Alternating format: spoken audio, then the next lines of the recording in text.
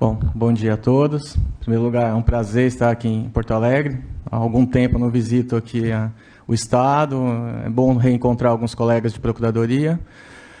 Quero agradecer inicialmente aqui a organização do evento, na pessoa do Dr. Marcel, aqui pela Imagens, né? É uma honra poder falar para uma plateia tão qualificada. Normalmente, dividindo a mesa com pessoas abalizadas, pessoas com grande conhecimento, tal como o Dr. Leandro Poulsen e o Dr. Marco Aurélio Greco, né?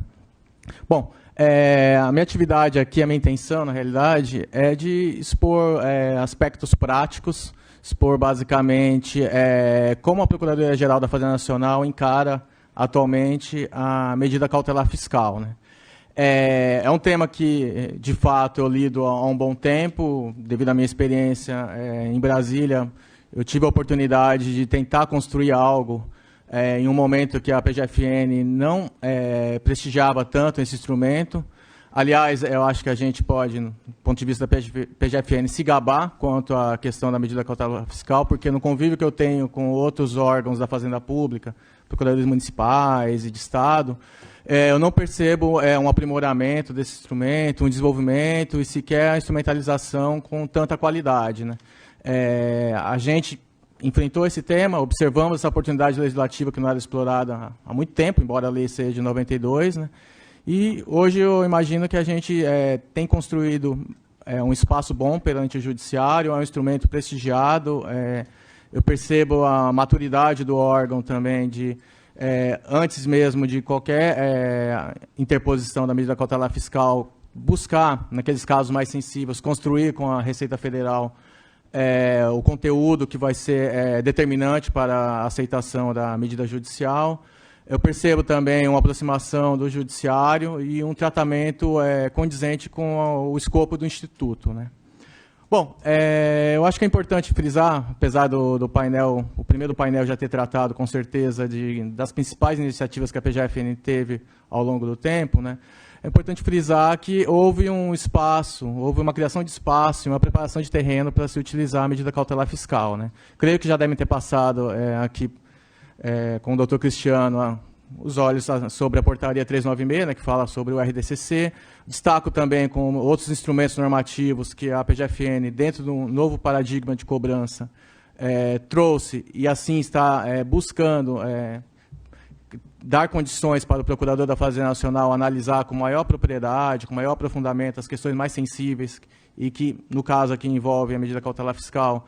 Eu cito, portanto, a Portaria 948 de 2017, que é do Procedimento Administrativo de Responsabilidade, o chamado PAR, né?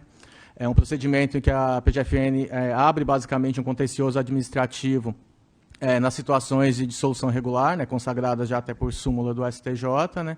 E, nesse contexto, a gente, dentro de uma instrução probatória, em que a gente imputa a responsabilidade, que o devedor tem a oportunidade de desfazer essa imputação, a gente constitui, então, esse reconhecimento da responsabilidade e pode, inicialmente, adotar medidas administrativas e, a depender do caso, havendo uma possibilidade de efetivação daquele crédito tributário, levar para a via judicial essa imputação de responsabilidade, né? Também falo aqui sobre a Portaria 33 de 2018, que é um instrumento normativo que regulamentou algumas alterações feitas na Lei 10.522, né, dentre as quais o ajuizamento seletivo, né, que tem justamente como pedra de toque a questão da eficiência dos atos da administração, ou seja, eu não vou mover o Poder Judiciário em vão, eu vou apenas ajuizar uma demanda executiva, havendo algum indicativo de localização do devedor e, sobretudo, de patrimônio suficiente para a satisfação da dívida, né? E também trago aqui a Portaria 32, mais recentemente editada, de 2019, que cria um novo sistema de recuperação de créditos no âmbito da PGFN. É uma portaria que ela estabelece muito claramente os núcleos de atuação do órgão, na perspectiva de cobrança da dívida ativa, né? Elenca de maneira objetiva quais seriam as atividades minimamente exercidas por cada área, né? E, dessa maneira, a gente tem criado um espaço para enfrentar aqueles casos que são diferenciados, como é o caso da medida cautelar fiscal, enfrentamento de grupos econômicos e demais medidas evasivas da satisfação do crédito tributário, tá? Bom, falando agora propriamente da medida cautelar fiscal, eu penso que a gente tem que observar que ela é uma medida excepcional de cobrança, tá? O que eu comento muito com as unidades da Receita Federal e internamente com os colegas da Procuradoria é que ela é a chamada bala de prata. A gente não deve banalizá-la e tampouco utilizá-la em casos corriqueiros. Supondo que eu esteja diante de um contribuinte, um devedor, que tenha o domicílio localizado, seja estabelecido há um bom tempo naquela localidade, patrimônio conhecido e pratica alienações umas ou outras, mas nenhuma que comprometa aquela rigidez patrimonial que ele já apresenta, né? Já peguei representações de medida cautelar fiscal que tinham o escopo de indisponibilizar patrimônio de contribuintes com esse perfil.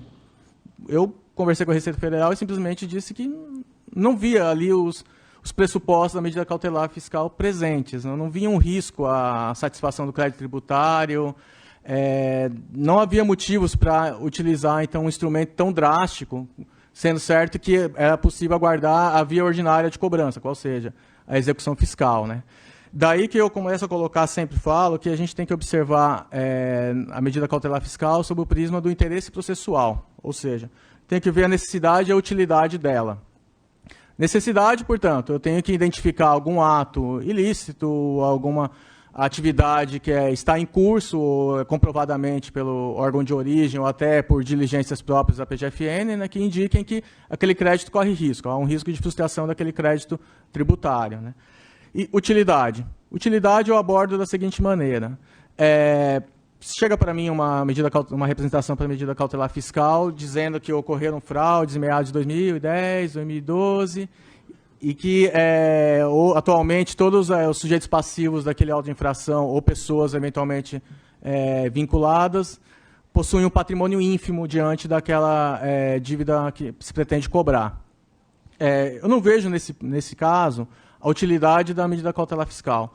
Eu não vejo condições de apresentar uma petição inicial na qual eu não decline, ou pelo menos não aponte algum indicativo da existência de patrimônio que seja substancial frente ao crédito tributário, né? Para mim, nesse ponto, eu avalio a utilidade da medida cautelar fiscal. Então, se você não avalia a possibilidade de assegurar a efetividade daquele crédito, eu penso que é um uso desnecessário do Poder Judiciário. Na realidade, você não deveria propor essa medida judicial. A gente tem que avaliar, do ponto de vista da administração pública, que talvez chegamos tardiamente perante esse contribuinte, e pensando até nos primados da administração pública, de eficiência, economicidade, não vale a pena adotar uma medida tão drástica e tão excepcional e sobrecarregar o judiciário desnecessariamente. Resta aí, né, no nosso contexto de cobrança da dívida ativa, no nosso novo paradigma, restam, então, algumas medidas de cobrança administrativa e, em última análise, eu imagino que a gente vai chegar a uma execução fiscal, mas esse crédito não vai ser abdicado. Como disse, né, a gente fortaleceu muito os nossos instrumentos de cobrança, então temos medidas administrativas que são contundentes, temos medidas adequadas com cada perspectiva de recuperação do crédito tributário. Então, vamos ter que adotar aquela medida mais condizente com aquele perfil de contribuinte. E, no caso, se a gente não reuniu os elementos, sobretudo, se a gente não mapeou indicativos de bens ou direitos que sejam substanciais frente ao crédito, não vale a pena aviar a medida de cautelar fiscal. Pois bem, eu queria dar uma passada aqui em alguns incisos da Lei 8397, só para tentar sedimentar um pouco como a PGFN enxerga a Lei 8397, né? Que, aliás, é importante a gente comentar que o legislador não foi muito técnico nela, né? Tem várias citações, referências legislativas da 8397 que elas tiveram uma releitura, tanto do ponto de vista da Receita Federal como da PGFN, né? Eu me recordo que em meados de 2010, 2011, a gente formou um grupo de trabalho em Brasília que se dedicou a isso. Vamos reler a 8397, vamos orientar as unidades descentralizadas para que apliquem mais adequadamente e construtivamente essa norma, né? Daí que a gente começou a produzir muito conteúdo e adquiriu esse amadurecimento que eu disse, que eu acho que é ímpar do ponto de vista da Fazenda Pública, né? Bom, queria começar aqui pelos incisos 1 a 3 da 8397, do artigo 2º, que eles basicamente falam de situações em que você tem dificuldade de localizar o devedor, né? sem domicílio certo, ou então é com domicílio certo e que tenta se evadir ou visa inadimplir o crédito. Tá? Na leitura que nós temos, esses incisos, basicamente, eles envolvem pessoas físicas. Tá? Por quê? Normalmente, uma pessoa jurídica ela não está em movimento de tentar abandonar aquele domicílio, supondo que tem um parque industrial. Não é uma medida tão simples, né? De você se deslocar do domicílio. Então, a gente avalia que isso envolve, normalmente, pessoas físicas, porque você pode constatar uma emissão de passaporte, um visto, uma aquisição de passagem aérea, deslocamentos rotineiros para determinadas localidades que não são aquele domicílio declarado perante a Receita Federal. Né? Então, são situações mais voltadas para uma pessoa física, no inciso 3. Tá?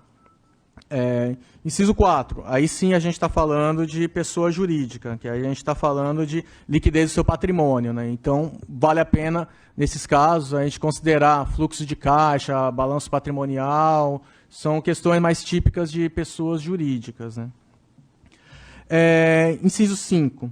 Inciso 5 tem duas alíneas, né, do artigo 2º. Né? A primeira fala de deixá-lo de pagá-lo no prazo legal, salvo suspenso de sua exigibilidade, né? Essa linha aqui, visivelmente, a gente precisa sempre interpretar de acordo com a jurisprudência do STJ, ou seja, estamos aqui observando se a gente está diante ou não de uma dissolução irregular. Então, volto, a gente tem que observar quais são os pressupostos da medida cautelar fiscal. Eu tenho que observar se é um mero inadimplemento ou se é um inadimplemento casado com alguma situação de perigo em mora, algum risco de dilapidação patrimonial que torne inviável a recuperação daquele crédito tributário. Então, várias passagens aqui da 8397 a gente tem que observar nessa questão do risco da dilapidação do patrimônio, pensando na frustração do crédito tributário. Né? E nessas passagens a gente observa que não dá para pegar a letra fria da lei. Né? Além dessa linha aqui que fala deixar de pagar no prazo legal, cito uma aqui que é muito clássica, que é o CNPJ inapto também, já até antecipando aqui o rol do artigo 2º. Né? A situação do CNPJ inapto não revela incontinente uma hipótese de cautelar fiscal. Pelo menos a leitura que a gente tem que ter, sob pena de subverter o sistema de cobrança da dívida ativa, de tornar a medida cautelar fiscal uma regra, ao invés da exceção, né? Tem que ser justamente buscando e mapeando as situações, atos que o devedor possa ter praticado, né, de esvaziamento patrimonial, de simulação de negócios jurídicos, dentre outros, não somente olhando a questão do CNPJ inapto. Né? Então, é uma releitura que a gente fez. Né? E já avanço aqui para outra releitura que nós fizemos também muito relevante, que é a questão da proporção do patrimônio conhecido face à dívida existente, a dívida tributária, o percentual dos 30%. Né? Também não dá para a gente enxergar isso como uma hipótese objetiva. Ela requer uma dilação probatória de que essa proporção dos 30% do patrimônio conhecido é uma indicativa de risco de não satisfação do crédito tributário. Aqui eu exemplifico de uma maneira bem simples, com um caso que eu peguei até atuando na 3ª região. Né? Dado momento, chegou para a gente uma representação feita pela Receita Federal que envolvia uma instituição financeira, a holding financeira de uma instituição financeira, o braço que era basicamente financeiro. Né? E chegou com o argumento do 30%. E por que chegou com o argumento de 30%? Porque a Receita Federal olhou apenas o prisma do ativo permanente. Ela se baseou apenas do que aquela instituição financeira tinha como ativo permanente. Falou, olha, eles não têm imóveis, olha o auto-infração substancial que vai ser lavrado, a gente tem que fazer alguma coisa. Né? E qual foi o encaminhamento que a gente estabeleceu e que a Receita anuiu e, para a nossa felicidade, até hoje ela tem aplicado, pelo menos no ponto de vista da 3ª região. Né? Que a gente não pode analisar friamente esse dispositivo da 8397, porque é uma instituição financeira idônea, endereço sabido, que está pujante, que a gente observa que ela não está na iminência de uma falência. Né? E que, pelo mero fato dela não ter um ativo permanente imobilizado condizente com aquela constituição do crédito tributário vindoura, né? Nesse contexto, não se faz necessária a medida cautelar fiscal. É um contexto de cobrança ordinária da dívida. Né? Um contexto, então, que oferecida a oportunidade do contencioso administrativo, esse crédito, passando pela etapa do CARF, dos recursos especiais que também são aviados lá, né, chegando para a execução de dívida ativa, eu vou executar essa dívida. E mais, né? Se a gente for aprofundar e examinar a perspectiva de recuperabilidade desse crédito, seguramente essa instituição financeira deve ter um rating alto, deve ter uma possibilidade alta, deve oferecer garantia, discutir tão somente o mérito daquele crédito e não ficar naquela discussão desagradável que a gente tem com devedores de rating mais desqualificado, né? De ficar se evadindo da citação, oferecendo bens ou direitos de mínima liquidez ou sequer de conhecimento de paradeiro sabido, né? Então, é um outro naipe de discussão, né? E aí a gente, então, conclui que nesse dispositivo da 8397, que até vou fazer questão de citar, que é um dos mais clássicos, né? É o inciso 8, me desculpem. Não, desculpem, não é o 8, é o 6. Esse inciso, que é um dos mais corriqueiros que a Receita Federal nos apresenta, ele tem que ter uma interpretação teleológica. A gente tem que observar qual a finalidade da medida cautelar fiscal, que se persegue com a medida cautelar fiscal, e a partir daí ponderar se realmente é cabível ou não o ajustamento dessa medida extrema, né? Bom, passei aqui rapidamente nos incisos, só para não tomar muito tempo de vocês, tentando destacar aqueles que são mais interessantes, né? E agora eu queria entrar aqui em algumas questões que eu acho que são interessantes, que a PGFN tem enfrentado discussões boas perante o judiciário e tentando solidificar alguns entendimentos que seriam relevantes para sustentar a importância da medida cautelar fiscal. Bom, a primeira é a questão da medida cautelar fiscal preparatória e o prazo para o ajustamento da execução fiscal, né? O entendimento que se construiu, principalmente pensando que as hipóteses mais corriqueiras de cautelar fiscal envolvem um contencioso administrativo, ou seja, um crédito que ainda não foi constituído definitivamente, é um crédito que até está em situação de suspensão de exigibilidade, corriqueiramente, né? Qual o momento do ajustamento dessa execução fiscal e, sobretudo, qual o prazo que eu tenho para isso, tá? O entendimento internamente que foi construído, que os 60 dias que a lei prescreve devem ser contados a partir do momento que se torna irrecorrível, ou seja, a partir do momento que é conferido o prazo para a interposição de algum recurso ao contribuinte, né, no caso de um voluntário, ou até mesmo de um especial, ou embargos cabíveis ainda na seara administrativa, né, encerrado esse prazo, aí sim surge o ônus da Fazenda Pública de ajuizar a correspondente execução fiscal, né. Um ponto importante que a PGFN enfrentou envolvendo esse prazo, né? Normalmente, no procedimento de cobrança do crédito tributário, há a notificação do contribuinte, né? E o que se ponderou? Que esse prazo de notificação do contribuinte acabaria suplantando o prazo para o ajuizamento da execução fiscal, e suplantando de uma maneira desnecessária. Por que seria desnecessária? Tratando-se de contencioso administrativo fiscal, o contribuinte já tem conhecimento daquela cobrança e da constituição definitiva daquele crédito.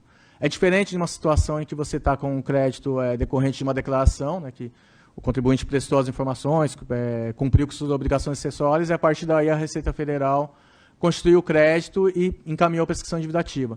Nesse contexto, é imprescindível que haja a chamada cobrança amigável, ou seja, que a Receita Federal, constituindo o crédito e avaliando que há necessidade de pagamento, que a declaração ali não condiz com o que foi pago, ou sequer houve pagamento, né, no contexto daquela obrigação acessória, né, é imprescindível que se confira um prazo para aquele contribuinte pagar aquele montante, né. No entanto, quando você está no contencioso administrativo, desde a lavratura do auto-infração, ele já sabe do montante, ele já teve as oportunidades que a esfera administrativa oferece para discussão, para recorrer, e por isso não haveria necessidade de uma nova notificação para além daquela notificação para a interposição de algum recurso ou a notificação propriamente dita da irrecorribilidade, da preclusão administrativa, vamos dizer assim, daquele contencioso administrativo, né? Com isso, a gente ganha o espaço necessário para a tramitação daquele crédito para a inscrição endividativa e o ajustamento dentro dos 60 dias que a lei apregoa. Com relação à medida cautelar fiscal incidental, queria também fazer algumas considerações, né? É um instrumento ainda mais raro e que eu posso dizer que dentro da PGFN ele não é bem sedimentado, não é tão pacífico, né? Eu converso com muitos colegas que avaliam que quando chega alguma hipótese que envolve uma medida cautelar fiscal incidental, ou seja, uma medida cautelar fiscal que envolveria créditos que já estão sendo cobrados pela via judicial, né, são objetos de execução fiscal. Eventualmente, essa representação chega porque a Receita Federal constatou alguns débitos na sua seara e a gente, posteriormente, observou que tinha débitos também conosco, né? Então, a gente está diante de uma situação que pode envolver uma medida cautelar fiscal incidental. O que eu quero ponderar aqui é que essa medida ela é ainda mais instrumental do que a preparatória. Por que eu digo que ela é mais instrumental? Digo isso porque o que se busca nela, basicamente, é um acautelamento patrimonial. O eventual vínculo que pode ser constituído ali de responsabilidade, ele vai ser oferecido para discussão no bojo da execução fiscal. Não significa que você está suplantando, na medida cautelar fiscal incidental, a discussão sobre a ordem das garantias, a menor onerosidade, a discussão sobre o eventual reconhecimento de responsabilidade de terceiros. Não. A medida cautelar fiscal incidental ela visou tão somente assegurar a efetividade daquele crédito tributário com aquela constrição patrimonial. Em termos práticos, o que a gente observa aqui, que quando você tem uma medida cautelar fiscal incidental cuja liminar é deferida e envolve uma execução fiscal já em curso, a gente tem que transportar os efeitos dessa medida cautelar fiscal o quanto antes para a execução fiscal. E qual é o interesse disso? Porque na execução fiscal vai tramitar a penhora propriamente dita, vai oportunizar ao contribuinte o oferecimento de embargo de execução fiscal. Eventualmente, se você constitui um vínculo de responsabilidade de terceiros no contexto da apreciação daquela medida liminar da cautelar fiscal, tem que ser franqueado a ele a oportunidade na execução fiscal de discutir se ele realmente tem o liame com aquele crédito, se realmente a responsabilidade é possível, é plausível, né? Então, na medida cautelar fiscal incidental, eu observo que ela é uma medida sucinta, tênue, vamos dizer assim, porque ela apenas faz aquele flagrante de dilapidação patrimonial, apenas desfaz o eventual negócio jurídico flagrantemente fraudulento ou simulado, né? E a partir daí você tem que transportar essa discussão para a execução fiscal. Você tem que protrair os efeitos o quanto antes para a execução fiscal. Bom, como eu falei agora de responsabilidade tributária, um ponto que eu acho interessante aqui também discutir é que dentro da medida cautelar fiscal, ainda que o auto de infração não traga todos os sujeitos passivos com liame perante aquele crédito tributário, como a execução fiscal envolve a responsabilidade patrimonial daqueles devedores, a gente pode, tratando de medida cautelar fiscal, inovar e trazer novos réus para além daqueles que compõem a sujeição passiva do auto de infração, no caso de representações vindas da Receita Federal. O que eu quero dizer? É possível, dentro da medida cautelar fiscal, você discutir e abrir um espaço para a responsabilização patrimonial de terceiros, no caso de terceiros que estão envolvidos na dilapidação patrimonial, nas situações que podem acarretar a frustração do crédito tributário. Tá? Então, tratando de uma medida cautelar fiscal com essa característica, eu penso que a Fazenda Pública tem um ônus ainda maior de comprovar o vínculo patrimonial, diferente daquele ônus que se tem quando o auto de infração por si só já reconhece. Na verdade, quando o auto de infração já reconhece isso, né, quando o crédito tributário é constituído já com esse liame de responsabilidade pelo adimplemento e não só patrimonial, torna mais confortável a situação da Fazenda Pública, porque a gente tem já uma presunção daquele ato administrativo, de que ele é legítimo, né, e de que então a cobrança é certa, né? Líquida e certa e correta, né, daquele ponto de vista. Então, o contribuinte, o devedor, o terceiro responsável tem um ônus de afastar isso. Por outro lado, se eu quero construir isso dentro da minha petição inicial da medida cautelar fiscal, eu preciso aprofundar bem mais a questão, né? Eu preciso carrear com provas muito mais substanciais, mas eu avalio que a gente não tem óbice para realizar isso. E qual é o desdobramento interessante dessa questão da responsabilidade tributária, ou seja, da pluralidade de sujeitos passivos na cautelar fiscal? É que eu tenho, eventualmente, uma pluralidade de domicílios, né? Então, eu posso pegar, por exemplo, contribuintes, cada qual com um domicílio distinto, né? E, a partir daí, de acordo com as regras de competência do Código de Processo Civil, eu posso até avaliar qual o juízo que seria mais interessante para a efetivação da minha cobrança, né? Então, eu posso avaliar, por exemplo, um determinado juízo em que já tem uma execução fiscal em curso, então eu posso ajuizar lá. Por outro lado, eu posso ajuizar em outro juízo que não tem uma execução fiscal em curso, que, na verdade, eu quero fugir daquela execução fiscal que, eventualmente, teve uma discussão que não foi muito conveniente, não tem uma dilação probatória adequada, houve alguma preclusão que pode prejudicar, na verdade, trazer alguma matéria nova por meio da cautelar fiscal e aviar a cautelar fiscal, então, em outro juízo competente, né? E com isso, então, eu posso buscar uma efetividade ainda maior do meu crédito, né? Bom, o último ponto que eu quero trazer aqui, encerrando a parte responsável tributária, é com relação à disponibilidade da medida cautelar fiscal. Isso até vai muito da experiência que eu tive em cautelares fiscais, em que, envolvendo pessoa jurídica, é inadequado a gente interpretar a Lei 8397 sob o prisma da disponibilidade apenas do ativo permanente. Existem situações em que os grupos econômicos, sobretudo, constituem apenas holdings financeiras que fazem o papel de factoring, basicamente, né, que ficam só circulando dinheiro. E, então, aquela pessoa jurídica ela só é responsável por faturar produtos, por receber o lucro, por receber os pagamentos feitos por clientes daquele grupo econômico. Ela não tem um objeto social consistente, que envolva a aquisição de produtos ou a produção propriamente dita, que tenha a propriedade de imóveis. Onde eu quero chegar?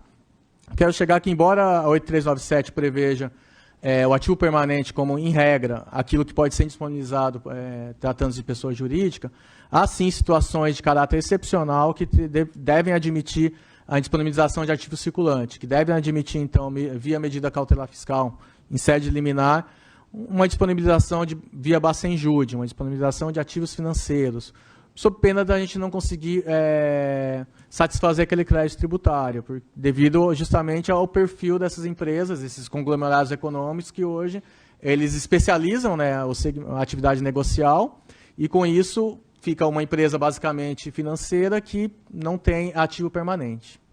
Bom, desculpem pela correria, espero ter aqui satisfeito pelo menos grande parte aqui da plateia, né? É uma honra novamente aqui poder falar para pessoas tão qualificadas e dispostas a aprofundar a questão da medida cautelar fiscal, e estarei à disposição ao longo do dia também para discutir ainda mais esse tema tão interessante. Muito obrigado.